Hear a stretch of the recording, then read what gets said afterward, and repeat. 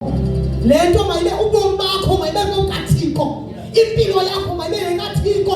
Ubomi bakho nasekhaya mayingabi ubomi bakho usukubambela kuwe ngokaThixo. NguNkulunkulu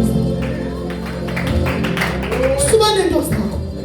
Ikwincwadi yezenzo babehlala beqhekezelana ngesonka bangabizwa safarayo ube wena usitya kamnandi. Beqhekezelana bazalwane ngesonka besherisha izinto abanezo. Saqhekezelana nale ntombi engekafiki lo mfana athi masiye esikolweni ibe umnikelo uyi-R50. Ndiqonda ukuthi akananto yonke esikolweni kuthiwa ngokwaba amadoda akhona. Kuthiwa ngokwaba amadoda akhona. Khona amadoda uyintombi ntoyini. Nathi mntana mxokile le nto ndiyityayo yile nto ndiyitya. Athi buye esikolweni athi buye esikolweni athi mama ananto yotya. Athi andazotya ntoni ngophela iveki ndingatyanga.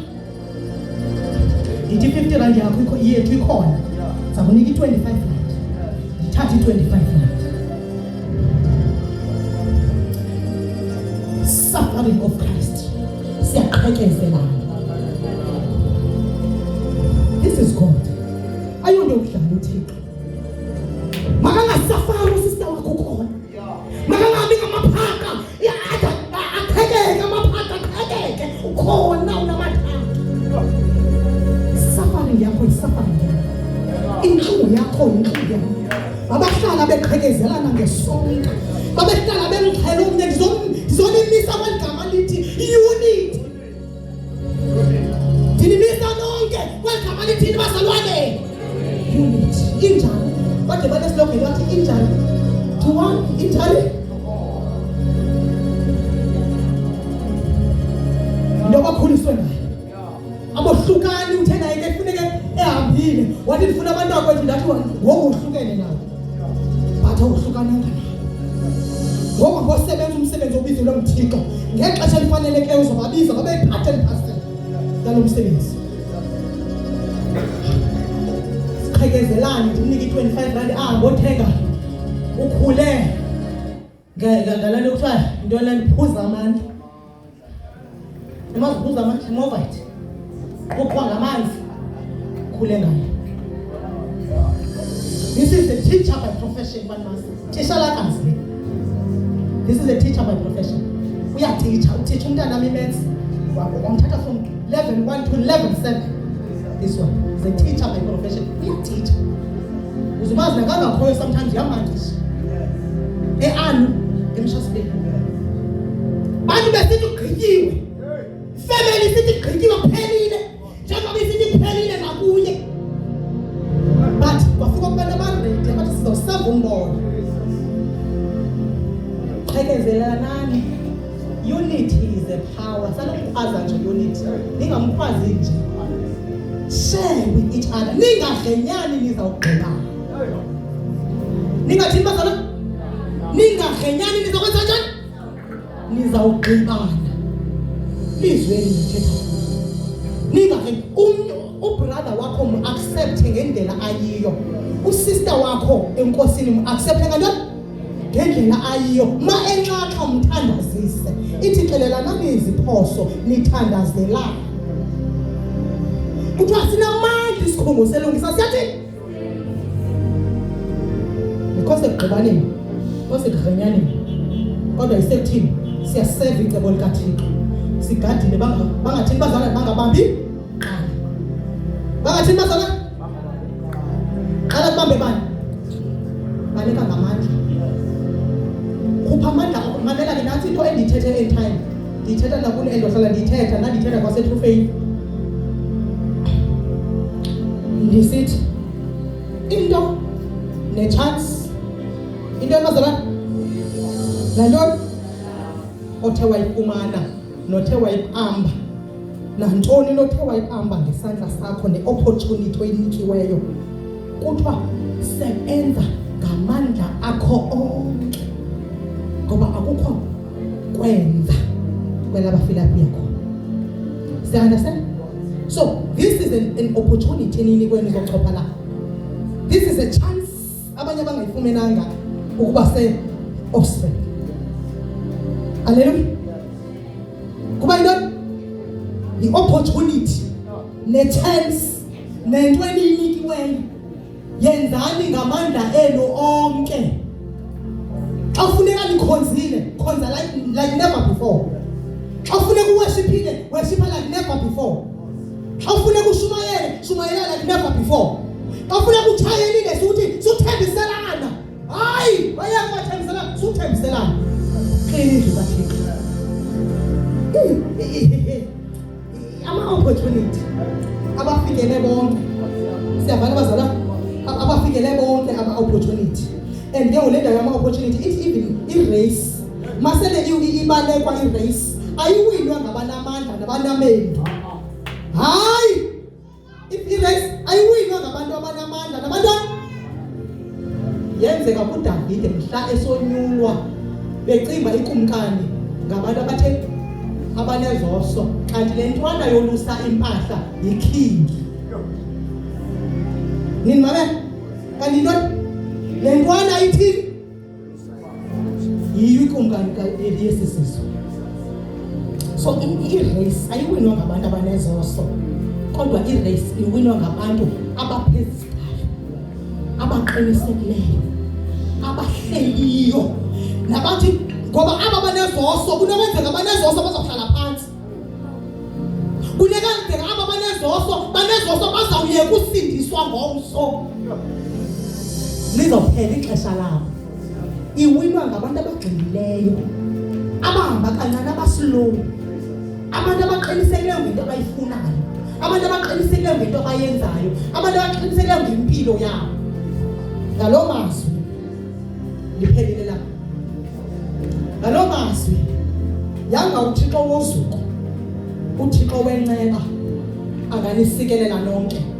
Nanganinga ibamba abazukulwana bethu. Izithi negeneration ezayo likelwe yiyo isuka kuni. Ngiyandiva nje ikelwe elilizwi likaThixo yintoni? Igeneration ezayo likelwe yiyo, bayinikwe nini le isongelwa yenza. Nina ni second generation. From you we are waiting for a third generation. Kodwa kufuneka iqale ihlale phansi i-second generation ifundise uThixo, ifundise uNkulunkulu, imthando Yesu, ithandane, ibambane, nithandazelane, niphane izinto, nithandazelane, nithandaneni, ningcwele phambi koThixo, ningalalani, ningenzi manyala, ningajoli, ningabacengi abafuna umsongelo, ningabacengi abafuna umjolo, ningahlalisana. Abafuna umjolo sanubacenga bethuna, kodwa baxeleleni inyani. Kodwa ningabaniki izihlalo nibacenga into mabahlale ngoba nisekeleze inzuzo ethile kubo. Ningabacengi ngolo hlobo, kodwa bacengeni ngokuThixo, nibabonisa uthando likaThixo nokuthi kutheni belapha. Kodwa amanyala nomhlaliswano bawulungise abanabo kuba kunokwenzeka. Khawulezisa uyilungise la nto. Iyalungiseka la nto, sithi qhabalaka nendoda yakho nxa uyithanda, kodwa khawuyilungise la nto. Ayovela indoda yakho kokwenu ifake ilobola, siza-approve ke ilobola, sima nabazali bakho. Basangenwa kuyamva isibaya, basaqhekeshwa isibaya. Thetha no baby lo, so uzena sizuqhabalakisa xa ungafuni uqhabalaka, kodwa yona ngokwenkolo kumele kuyathwana, kumele kuyathwana bazalwane. Kodwa ke siza kuyeka ngoba asisibizelwanga ukudestroya ibandla, ngoba kunokwenzeka le ndawo kuyo sowunabantwana sawuthi qhabalaka aze abantwana bondliwe ngubani. Sithi lihlukana noyise wabo then bazobondliwa ngubani. Ngiyandiva nje nimamele kahle, ngoba xa sisitshoyo sodestroya ifuture yaba bantwana, bangabi nayise, bangabi nanina, uhambe uyotshata omnye nayo nabo abathathu komnye, so senza mosumjolo owes. Ngiyandiva lo uthi ungumathandana wakho wamzisa apha, wakulobola nokulobola ngenkomo enye, nokulobola nge-1,000 rand, iza naye neleta kokwenu uthi hayi uyifakile i-1,000. right.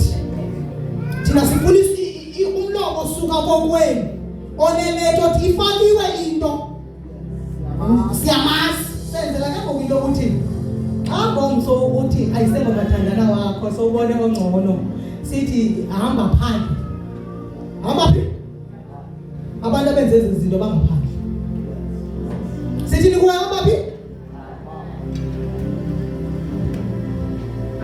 asimamkeli umjoko asimamkeli umhlaliswano azange nava ukuthi uYesu wakahlalisana nabantu uYesu ndiyaswaya ngoba bese wena wakahlalisana nabantu uYesu lo mhlalisano ukuve ngaba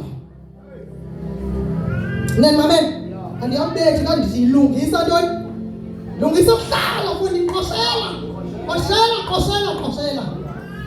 ambothenga umathandana wakho akhangele 1,000 rand ayise kokwenu ayokwaziwa ukhona unguyise baba bantwana ababili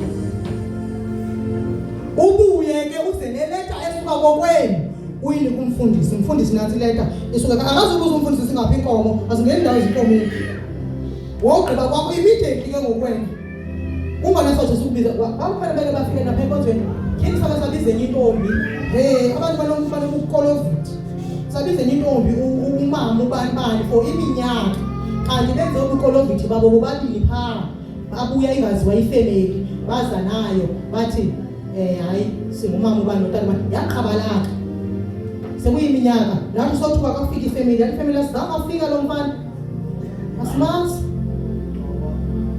sekudala ebizwa ngesename yalo mfana sanubenza ubobuxoki la ntombazana ivuthulekele kubomi till today because yaxoka kumoya oyingcwele abantu abaxoka kumoya oyingcwele bayafa ngoko nangoko ngenye imini uThixo uzamthithi bafa ngoko nangoko uAnaniya noSafira bexoke kuThixo bexoka kwapostile kanti baxoka kumoya oyingcwele and xa efile umuntu akaphinde avuke manje ngixelele ukufa ayikho physically kuphela uyakwazi ukufa spiritual kuba ngafika baprofete phezu kwakho kungaprofetheki because why wafa waxoka phambi koThixo now when you are destined to die to be doomed so yile nto kungcono uza ngaphambili kuThixo tata ndinale ngxaki ndingenza njani ilungise hayi ilungise kanje mntanami then ngoJune ilunge ngoJune sinabamama abaninzi ke enkonzweni abenze ngolo hlobo zange sabagxotha baqhubeka noThixo bamthanda bangena bathi naba abayeni bethu siza nabo abanye bathi mna besendisoyoncetyiswa then baqhubeke yabantlelana bangomama pheli bali besingayifuniyo into enganyanisekanga yadlula ke apha ndiqebile ndicela uze tata elogqiba ke bantwana bam siyanithanda kakhulu may God bless you may God bless your parents physically and spiritually abazali benu bakwanyama nabazali benu bakwamoya niyithande ifamily zenu nizithande ngoba xa nizithanda niphila kakuhle phakathi kwazo zizotsho zimbone uYesu nazo zisindiswe abantu bengasindiswa nje ukubhatyaza kwethu thina abantu basindisiweyo phambi lento sithi ke ngolento ezikumila kunjenga le ngqobo ithetha azamkelekanga ngoba abantu abazuza endini kaThixo xa besazi into ukuthi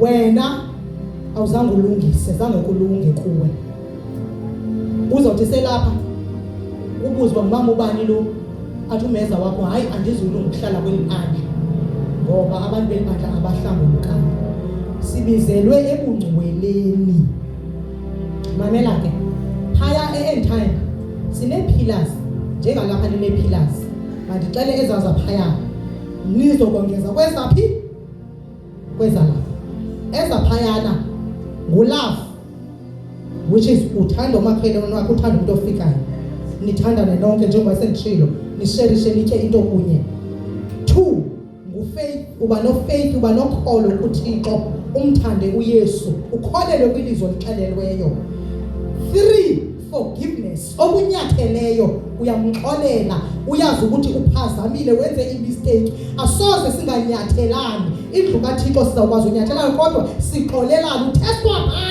uthestwa phaya eluqolweni into ukuthi nguye na umntwana kaThixo uyaxolelana uthestwa phaya eluqolweni Abantu abaninzi baqhekekile beqabelela utata babo bakamoya. Abantu abaninzi bamke babandeni bagqoba amabandla beqabelela abazalwane.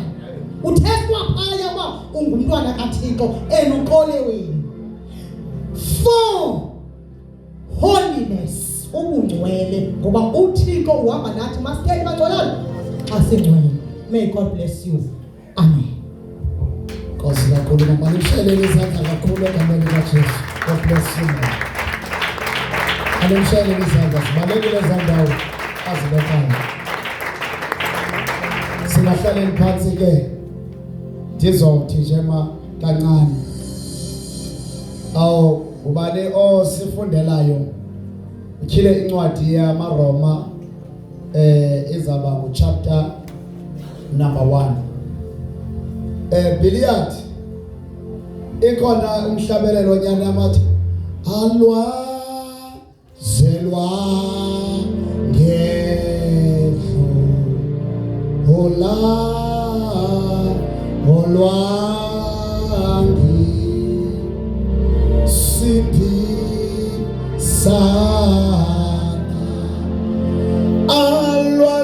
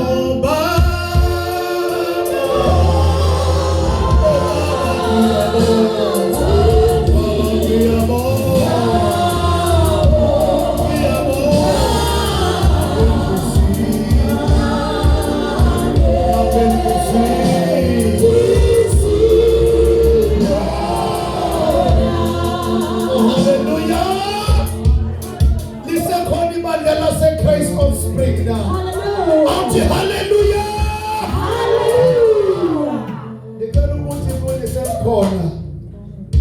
Uthixo akabafuna abantu abachafileyo. Hallelujah. Uthixo akabafuna abantu abadangeleyo. Oh Jesus. Uthixo akafuna abantu abangaqinisekanga. Hallelujah. Ngaye nangento abayenzayo. Ngaye nangento abenzele yona. Uthixo ufuna amagagu akhe. Uthixo ufuna abantu abazibethe isifuba.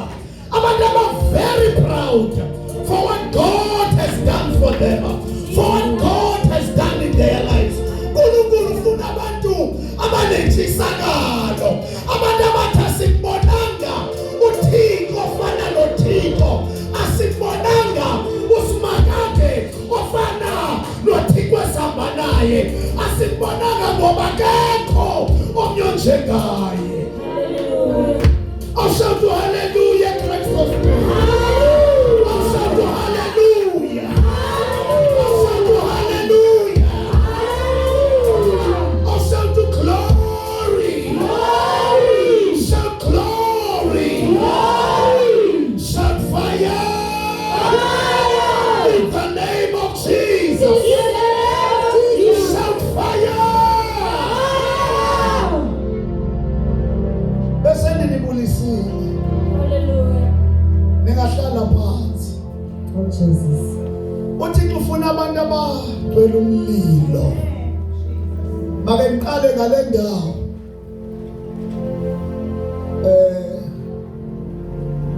Njengoba nilapha mama sechile ukuthi nisendaweni right. Kodwa ngicela nje unixelele imfihlakalo ezawunenceda libambelele impela. Kwake kwakhona ezulwini ithuba kumnandi kulungile kanti kukhona igqwirha ezulwini.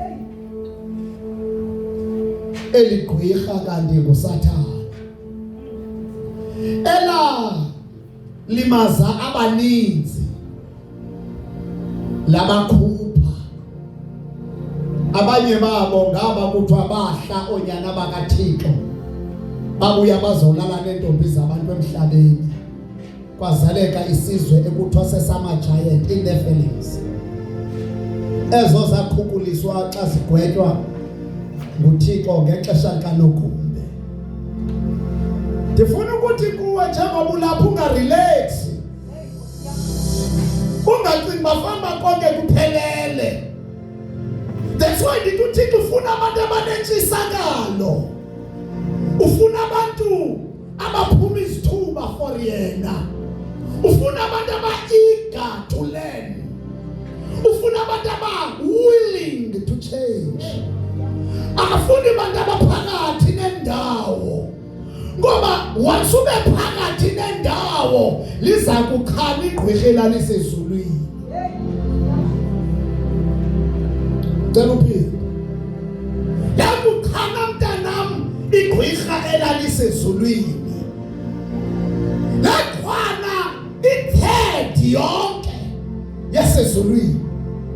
Lehla nayo isithi nguSathane omele uba phezulu ezulwini. nguSathane omele uba phezu kwentrone yokaNkulunkulu.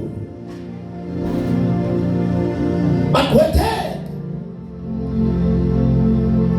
nalapha eCracks of Spring likhona elaqhwirha.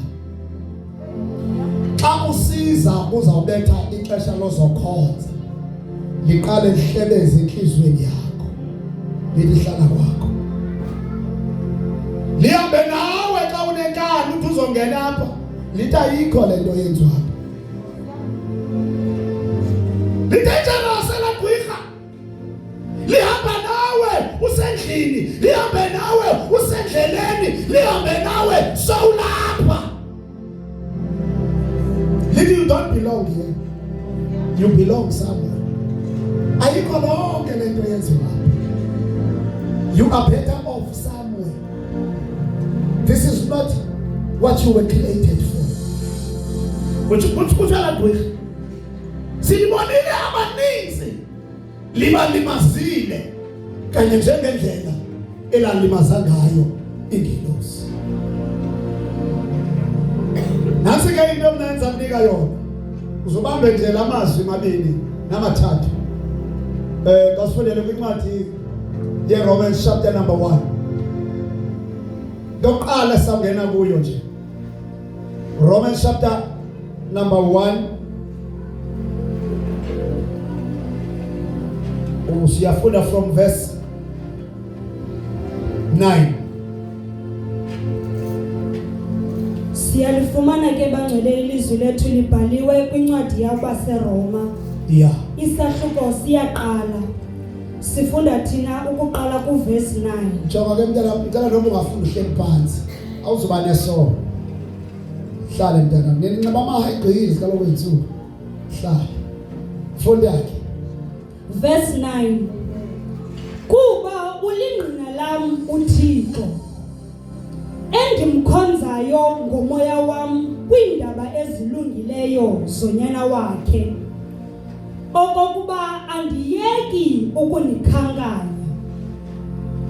ndihlala ndikhunga emithandazweni yam ukuba ndingade ngoku ndibe nempumelelo ndize kuni nakuphi ngako ukuthanda kukaThixo kuba ndilangazelela ukunibona ukuze ndinabele sibabalo sithile sisesomoya ukuze nizimaseke. Ndicela ufunda ke apha kum ithi apha ku amplified version, for God whom I serve with my spirit by preaching the gospel of his son is my witness as to how I continuously mention you in my prayers, always pleading that somehow by God's will I may now at last come to you. Verse number 11. For I long to see you so that I may share and impart with you some spiritual gift to strengthen and to establish you. Ukhonana. Hallelujah. Nam njengoPaul xa sokuba sikhuphe onyana bethu uba bahambe bayokuhandisa umbono wasezulwini, bayokudla izizwe, bayoshumayela ivangeli, bayoshumayela ubukumkani, bayoshumayela ubulungisa nothando lukaThixo. Bathe babehamba bephuma beshumayela babika kuthi ukuthi empeleni bakhona abantu abakholelweyo kuThixo abamphetheyo, bakhona abantu abenzelwe inceba nguThixo. Ndifuna uzuyinjonge la ndawo, awukho apha ngelize okanye on your own accord ngokuthanda kwakho. uThixo uthi uYesu ethetha uthi akekho umuntu ozayo kum ndinguYesu not unless ubawo sezulwini umtsalile. So what God is doing, he is pulling people from all parts of earth abatsale abazise kubantu ngabantu abonyulwe bagxothwa nguye Thixo. And then bayabanyula uThixo ababantu ebatsala akabatsaleli lize, kukhona a specific purpose. Awukho apha ngehala, ulapha for isizathu esithile. Enye yeso sizathu includes or involves your destiny. Yenye yaso kuzolungiselelwa ingomso lakho, indawo zaba kuyo ngomso, indawo zophelela kuyo uzolungiselelwa umsebenzi uThixo awakudalela yona. Wena ungekabikho emhlabeni athi wena ndakonyula, ndakungcwalisa, ndakubiza ngowami. Sikhona isizathu sobubela apha. Yilento kuthiwa emveni koba uThixo eshumayele ngesisibini nakholwa kuThixo abamshumayelayo, basibikela ukuba bakhona abantu abazileyo kulo Thixo elishumayelayo. Inhliziyo yethu ayaphumla ngoko sivile sathi bawo, because God is a witness to what we are saying. If God was a witness to what Paul said, is again today a witness. Since the day esive ukuthi nikhona niyakholwa, kukho otata, kukho omama, kukho abantu abatsha, obhuti osisi abathe siyaya siyawukhonza uThixo. Abanye baphakamisa izandla bathi siyakholwa, siyamamkela uYesu. Abanye bathi sasiwile, singcwelekile, siyaphakama namhlanje, kodwa siphakamela kulo Thixo limshumayelayo. Ayiphezanga inhliziyo yethu ukunithandazela kuThixo, ukunibeka kuThixo, ukuniyaleza kuThixo, ukunichaza kuThixo osivayo, owasivayo, ohambe nathi imango, osisikeleleyo, osiphakamisileyo, osincedileyo, osakhileyo. Sichaza nina kuye, siyaleza nina nezindlu zenu kuye. For iphakade lenu, ingomso lenu, ifamilies zenu, icallings zenu, ubomi benu, asipheze ukuniyaleza kuye. Futhi sigxamile ukuba side sizofika, ngoba siyazi ukuthi ukufika kwethu asifiki isithi bantu baphuma apha eLitha Park. Asiphumi sithi kuba sibonana noDikela. Njengoba sifika kungoba senziwe thina ukuba sibe zizitya zophatha indaba ezilungileyo nendawo yokuhlala kukaYehova. Therefore xa sifika akufiki thina as in literal form, kodwa kufika yena efika ngathi esisinto ngelo yalapha, esisinto yasezulwini, esisinto ezoshape ubomi bakho. Uthi ukuze that I may impart, to impart kukufaka into, kukwelekelelisa into emntwini, that I may impart a spiritual gift in you, ukuze lento idingedileyo, lo Thixo undingedileyo, lento ayibeke kuthi izoba nabo abantu ezawubatha ibangene kule ndawo sikuyo namhlanje.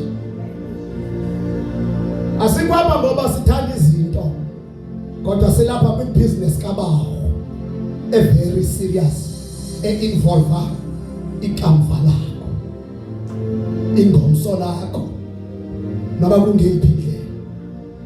Abanye apha ngabantwana basebabancinci, ingomso lakho ekuthini ube ngumfazi ngomso ozawuzala abantwana, ukhulisa abantwana.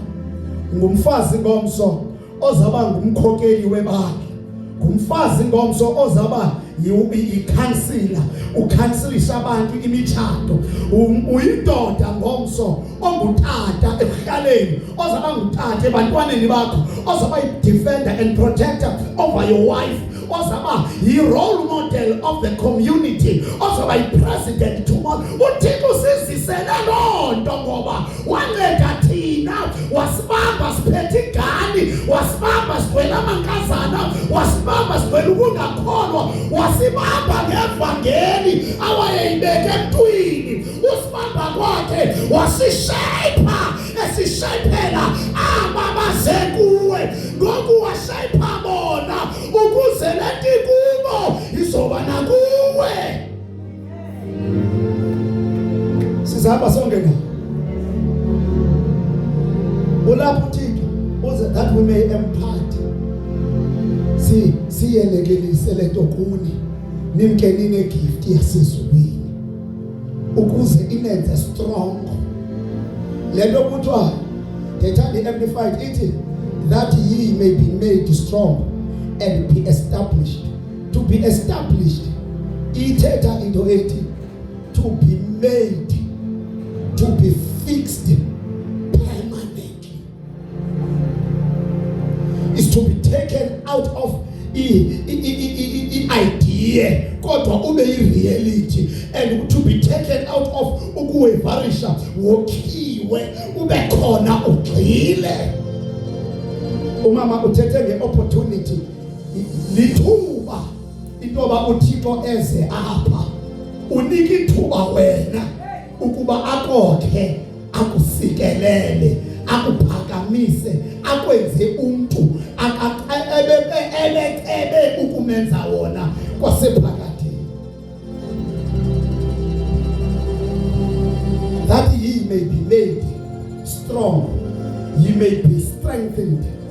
Lento sizisileyo ineza kushiya amadolo engangivizeli kodwa ikushiya umile uqinisekile ngawe, uqinisekile ngoThixo, umazi uThixo okhonza yena, umazi isizathu sokuba ukuba lapha kwakho akufani noba ngathi ifashion ngiphume nje ngizongena apha, kodwa uThixo uzofuna utshila kuwe uba why ulapha ngoba ingaphezu koba abamelwane bekubona uphumile. You are here to learn the ways of God. You are here to learn the ways of God. Ithe masinokola Nkosi sana, masinokola nabanye abazalwane besamkela uYesu ngapha ya eGugulethu. Ndathi esikolweni bantwana bami kunento ebhaliwe nje lento kuthiwa emveni koba uapplyile esikolweni, yabona siya-apply projects next week Tuesday for grade 8 no grade R siya-apply, and then after that bese si-apply la ezinye grades. Xa u-apply sozuyibonela nto kwi-system lambhalo 2 when you are doing the application, sozubone noba ungangena kwepi system yakwa-education sozubone. Kodwa the moment usamkelwe esikolweni kuthiwa ke ngoku iya kwi-orientation, xa uqala ungena awukangena eklasini, usangena kwi-territory nje yesikolo. Xa ungena nombhalo omkhulu pha othi enter kube sekuthiwa ngapha kwakhe to learn. Uzaba nengxaki if you enter not to learn. Ikhona into engazikwenzeka ebomini bakho. Kuthiwa enter to do what? To learn. To learn what? The ways of God. And some of the time abanye bangeniswa esikolweni sebekwazi ubhala igama lakhe kodwa kunento ebhala kuthiwa enter to learn. Uyakwazi ubhala igama lakhe leselele but umbhalo usamile uthi enter to learn. Because there is a lot that you need to learn to prepare you for your destiny. Kama tifumele ndithi uThixo kusise apha, uThixo kulandile mntanam for greatness, kodwa for uyofika kwi-greatness enter with an attitude to learn. Enter with a mentality to learn. Enter with a lifestyle to learn. Enter with a mood to learn. Ungazusazi uzawuphitekela. La mntana esikolo xa ingene ekwazi ubhala igama lakhe alastarha abantwana besikolo fana le ibala yabe last book lastarha kakhulu. Xa it manje bazi I can write my name, so I can speak English. Okay, xa ifika phaya akuzula kwabo makubhala igama lakhe. I can write my name, so there's no need. Ufuneka nayo iyothi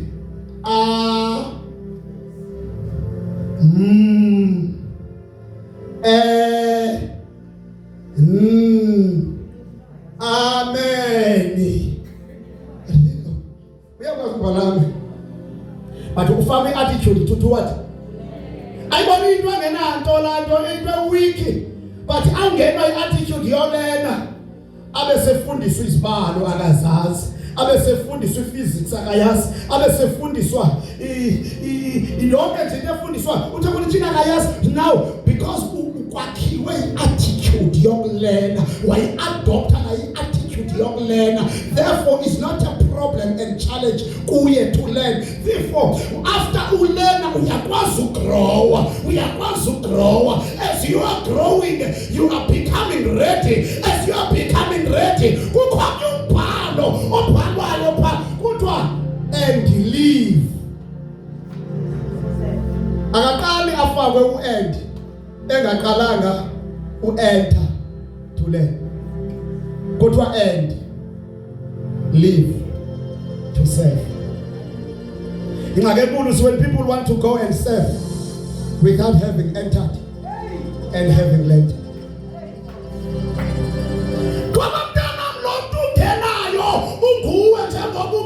That I may impart with you a spiritual gift that is to make you stronger, that is to strengthen you, that is to establish you. Uzothatha isikhobo ngoba xa uphuma uyothatha uxanduva.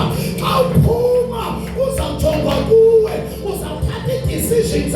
Xa uphuma you will make things to happen. You want to watch things happening. Xa uphuma you will be the reason of hope to many people, to many families, to many communities. Therefore enter to learn.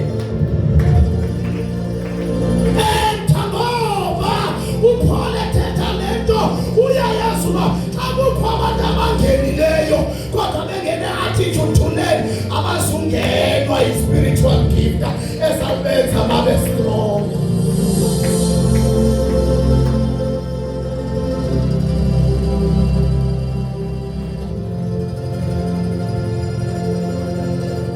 You enter. How did you get in? How did you get in? Something I like to yayazi ke xa ungenile. Ilahle ucingo yayazi. Izofunda le uyingeneleyo. Look this attitude yakho. Oh bantwana bami. Bakhona abanye ababuya kwamanye amabandla. Bathi awungena. Phofu lishile elabandla. Athi awungena apha. Uphuma phofu ngapha ya. Ulishile elia. Imohlule le imohluleyo pha. Athi hayi thina sadla ngokwenza ngendlela ethile phaya. Akukho phaya afondini kulapha ngoku. Enter here. Learn izinto zalapha. Enter to learn. Uma mntanami kwincawo uphuma kuyo ubuke wakhonza kuyo bekungenwa ngo10. Suzosixelela uba bekungenwa ngo10 apha. Apha xa kuthiwa ibalapha wena ngo8:30, ibalapha wena ngo8:30, ifunde lanto uyamkele, uyiphande ngoba izakuphathela isibusiso. Uba phaya bekungaqokelelwa speaker, i-system ibisoloko ihleli phaya, apha iyaqokelelwa yile ndawo ungene kuyo. Iva apha uba zithathwa ngabani ixesha, kulaa ndawo zithathwa kuyo, kutshayelwa ngabani. You have entered to learn.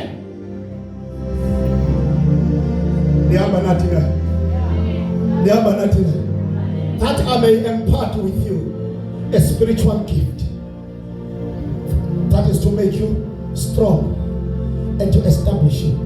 The moment you learn and eager to learn, you become immovable.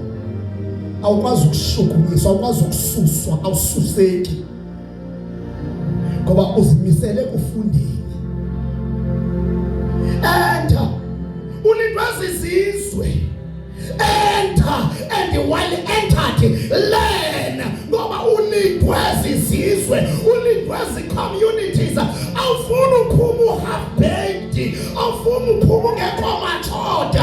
Ngena ufunde so that xa uphuma. Oh mntanami uyititsha namhlanje. Ngewayifumana apho unyanami uba grade 7 or level 7 uba waphuma half-baked. Umthathe from level 1 umse 7 amen. Wangasukwazi ngoba wena qala wawuzabe half-baked ushota, therefore xa ubona ubustubborn bakhe ube ne-attitude towards yena. Kanti xa well done uyalazi iqhinga ngoba the gift of education has strengthened you. The gift of education has established you. Therefore you are able to render services of high quality. Of high quality.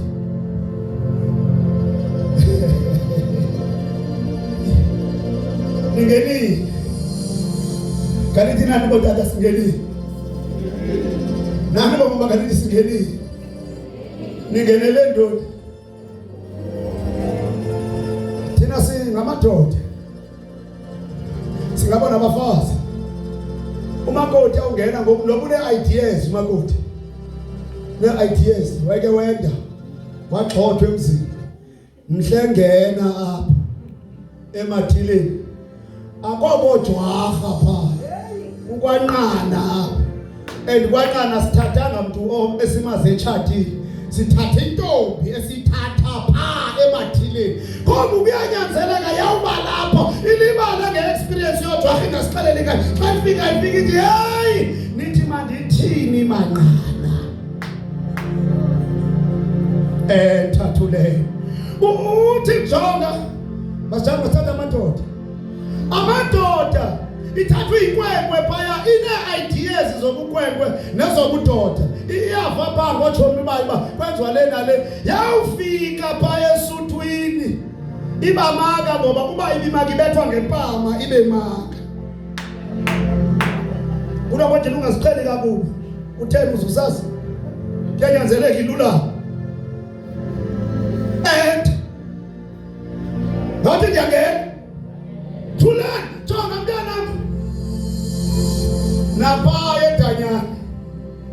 edanyane kukhona abantu abashiyanayo phaa bayawuto ngama-26 ama-27 ngama-28 amanye ngamantontoni babizwa ngazo kodwa zikhona ibhari napha noma apha ndingayikleva kangakanani apha ndibe igeneral uba ke ndangena pha I need to learn.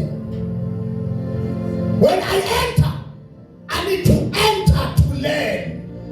And lokuqala enzaxelelwa yona phaya kuthiwa awuziphathi apha amagunya amabini le Bavaru nalala ndoda iphaya iza ilotiyo kodwa likhona igunya elikhoyo awenzi noma kuntoni awenzi noma kanjani awuhamba apho uthanda khona. Then when you enter with an attitude to learn uzawuhlala kahle danyana, kodwa uba ungene unendaba yokuba ungafuni ukulalela uzawufa before time sikungcwabe.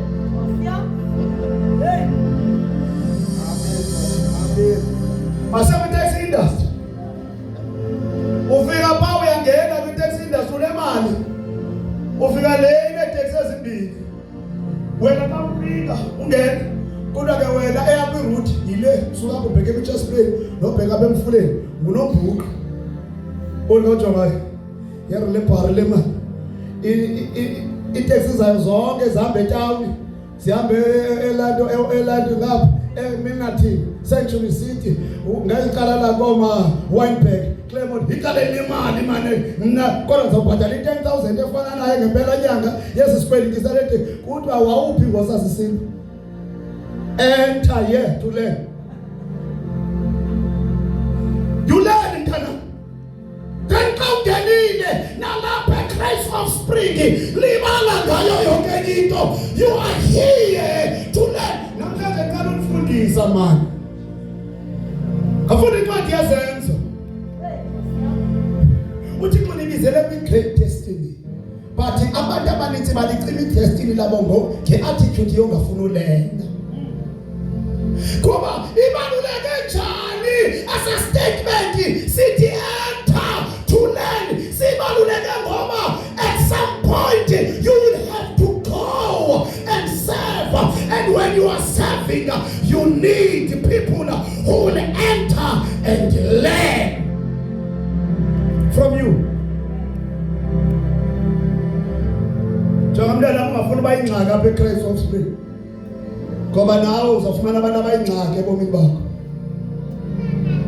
Ungafuna ukwaziwa ngongamameli, yaziwa ngomamela, yaziwa ngokuhlonipha. Thuba umahlaba ngenye imini omnye unyaka, khokelwa uzokhokela, fundiswa uzofundisa, mamela uzomanyelwa.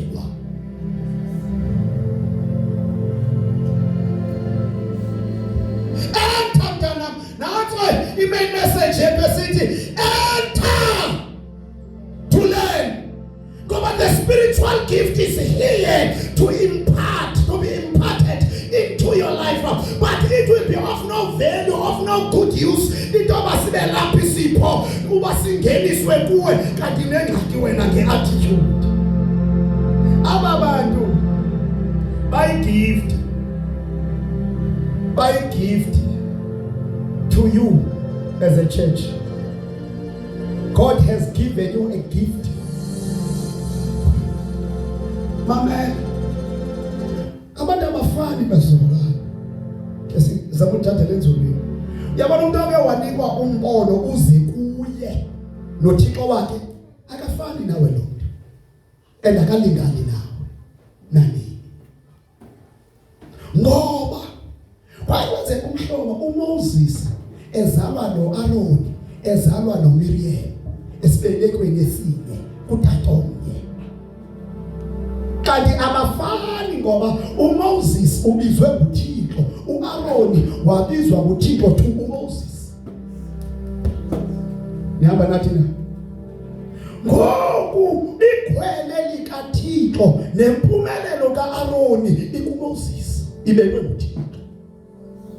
Xa sukuba uMoses engathotyelwa nguAaroni, engathotyelwa nguMiriam, bemandamana bexoxa ngaye, uThixo phakama ezulwini athi abafuni uenter balene.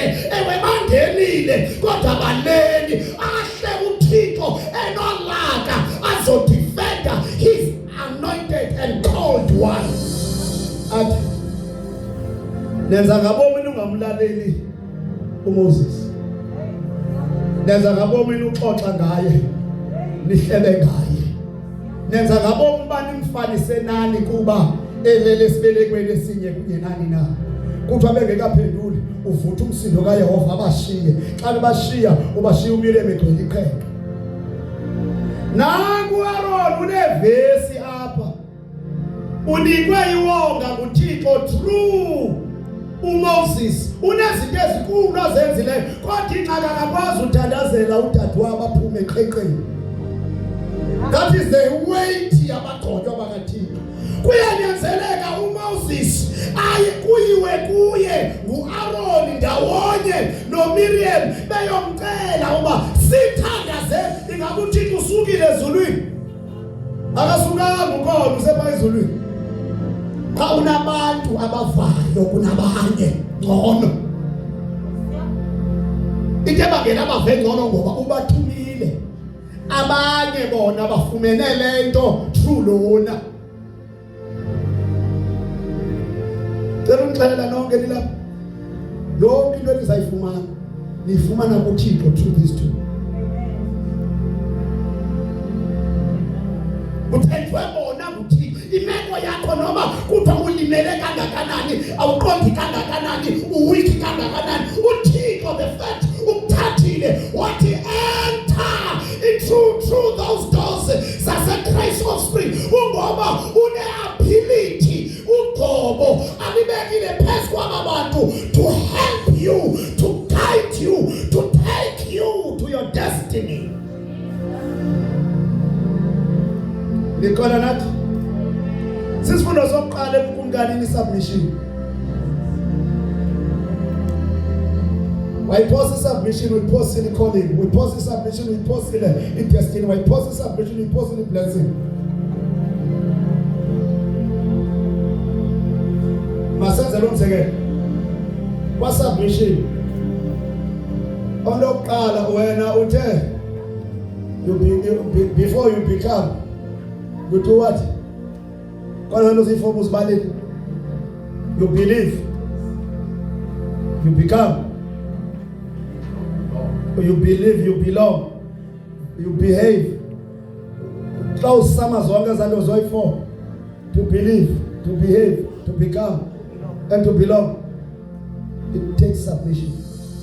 And submission, it comes through loving the person ophambi kwakho. Umve. Njengamntana uba uzaba nenkamva ngomso. Sawubona ngofa ezankokheli. Umela ndoda. Uba ngomso nizaba sizinto. Sanibona ngomamela abatata nalomama. Njengoba manje ndincede. Ingxaki yenu nibana ingxaki ne-age. Moses wayengakanani ku-Aaron? Wayencinci. Kodwa kwanyanzeliswa i-authority kaThixo ephezu ko-Aaron kaMoses kuba u-Aaron ayithobele. So into abandimdala ayisebenzi ngoku. Into abangabana bendimnapkenisa lo mntana ayisebenzi ngoku.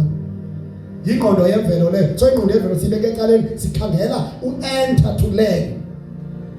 When you have entered, what is it that is being taught here? Go to submit under the authority of God. The authority of God, it is here. And then we said, "Dawe ndingalivi xa bona mkalichoyo." Yexoko liyaziphakamisa yena. Akaqondi kahle. Lithi jongani mina jongani. Nize kumapha. Yethi kaba hey, ngitshela ukuthina la. Chini. Ngoya ndiqonda, yes size kuye nyani. Hayi nize kubo.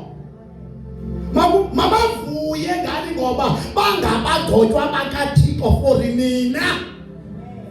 Ubomi benu nizawuva phezulu buxhonywe nguThixo kubo.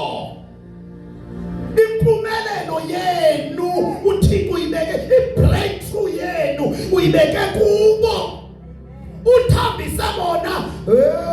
Kubani ke kathethwa nguPetros.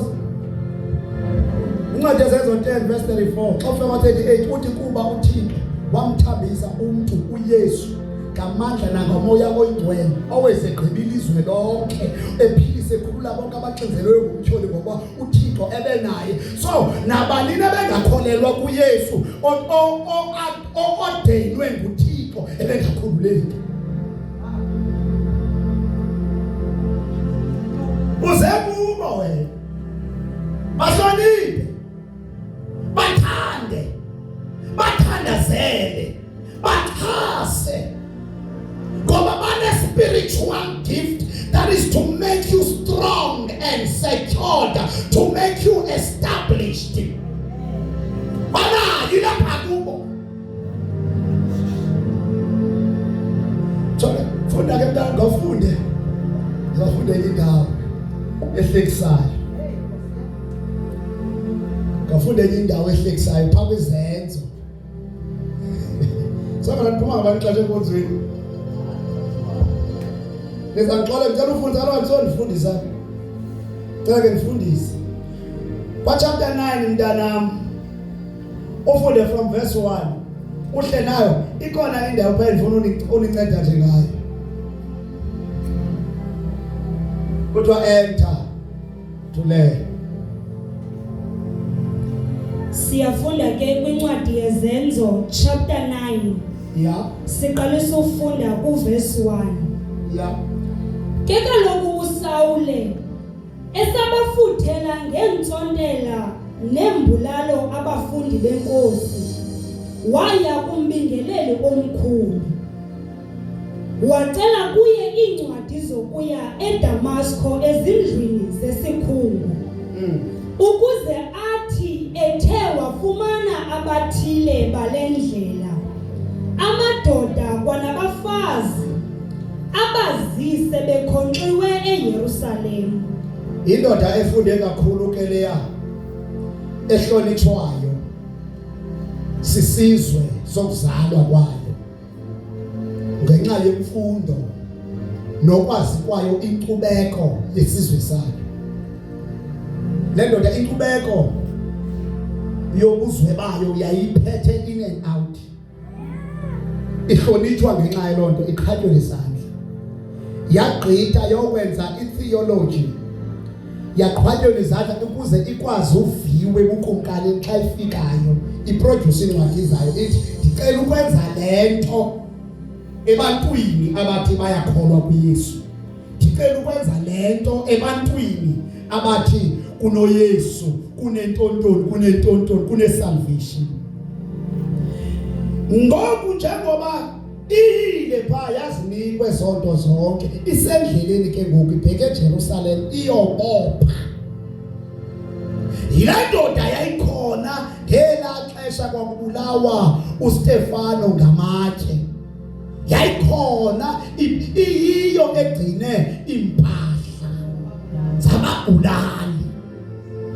Ithakazelela kakhulu ithi mayife lenja. Jonga mntana, uThixo uyakwazi ukubekela idestiny engcono noba ubonwa umbi kangaka.